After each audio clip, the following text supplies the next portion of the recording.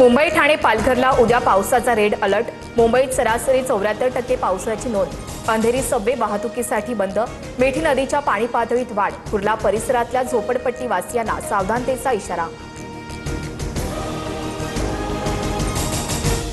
6 जुलैपर्यंत मुसळधार पाऊस आणि वादळाचा धोका। अनावश्यक प्रवास टाळा।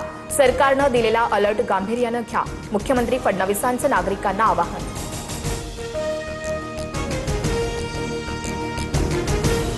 नालासोपारा आणि वसई विरारमध्ये पावसाचा हाहाकार।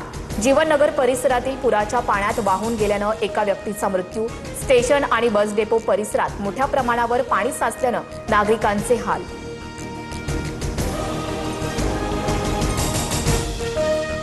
पालघर जिल्ह्यात मुसळधार पाऊस। नद्या, ओढे आणि तलावांना आलेल्या पुरामुळे अनेक गावांचा संपर्क तुटला। बोईसर आणि डहाणू तालुक्यामध्ये जनजीवन विस्कळीत। बाजारपेठेतील मुख्य रस्त्यावर 1 ते 1.5 फुटापर्यंत पाणी।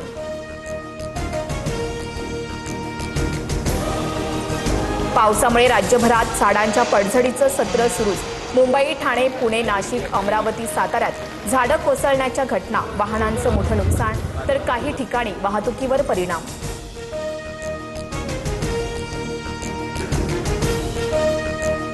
मुसळधार पावसामुळे भांडूपमध्ये रस्ता खचला। सोनापूर परिसरात खोदकाम सुरू असलेल्या परिसरात रस्ता खचला तर मुंबईच्या संजय नगरमध्येही भिंत कोसळल्यानं 3 घरांचं नुकसान। सुदैवानं जीवितहानी नाही।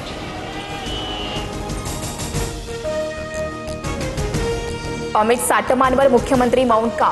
बेफाम वागणाऱ्यांकडून राजीनामे घ्या। राज ठाकरेंचं मुख्यमंत्री फडणवीसांना पत्र।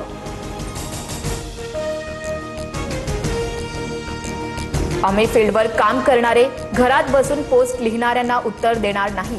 भाजप नेते अमित साटमांची राज ठाकरेंवर टीका। तर फील्डवर राहून तुम्ही काय केलं? संदीप देशपांडेंचा पलटवार। मौत के सौदागर, भाजपचा क्रूर चेहरा समोर।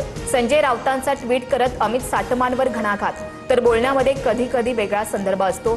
साटमांच्या बोलण्याचा चुकीचा अर्थ घेतला गेला। बावनकुळेंची सारवासारव। वरळीच्या सातबाऱ्यावर कुणाचंही नाव लिहिलेलं नाही। पुढे काय करायचे हे वरळीकर ठरवतील। सचिन अहिर यांचा आदित्य ठाकरेंवर निशाणा। तर गिरणी कामगार बेस्ट संपाच्या भूमिकेवरून शिंदेंचं आकर्षण वाढलं। अहिरी यांची प्रतिक्रिया। राज्यात सुरू असलेल्या दमदार पावसामुळे जलसाठे तुडुंब। धरणं आणि धबधब्यांवर पर्यटकांची मोठी गर्दी। पनवेलच्या खारघरमधील पांडवकडा धबधब्यावर 2 मुलं वाहून गेली। कोल्हापूरच्या पंचगंगा नदीच्या पाणी पातळीत वाढ। 19 बंधारे पाण्याखाली। तर रायगडमधील अंबा नदी आणि खेडमधील जगबुडी नदीनं देखील इशारा पातळी ओलांडली। नागरिकांना सतर्कतेचा इशारा।